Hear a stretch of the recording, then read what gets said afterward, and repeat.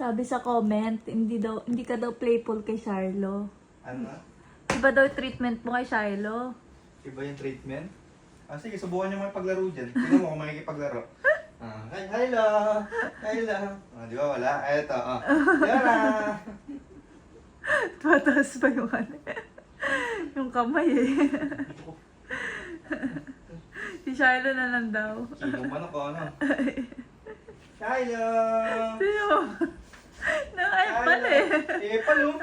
Paano haharapin si Shiloh? Shiloh? Eh, tinan mo, umaalis din Si talaga si Shiloh, Shiloh. cute naman si Shiloh. Oo, Shiloh! oo, epal oh. Shiloh! Diba? Alam mo malalaro si Shiloh. Aray ko! Umampas yung buntot mo sa akin! Shiloh! Aray! Aray!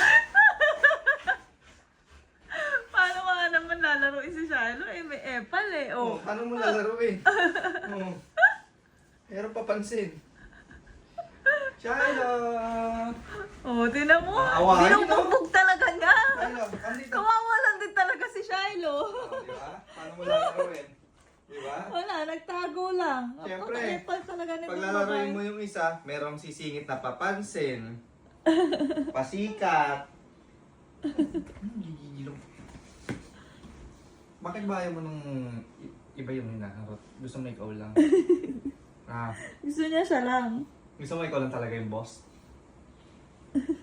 Sige na, niluluto Oo, ko. ulit. Wala na. Nagtago na si Shiloh. Diyan ka lang. Tsure, oh. Aray ko! Oh, baka kulit, oh. Oh. Ulit! Kung hindi ka mamaya pagbalik ko. Tsura nitong batang to eh. Lumabas na si Shiloh. Ayaw niya talaga ng harot-harot. Ayaw niya ng harot siya. Kasi nga, epalan siya ng kapatid niya eh. Kaya maglalaro na lang silang dalawa. Yung kakulitan nitong batang to. Hmm? Hmm.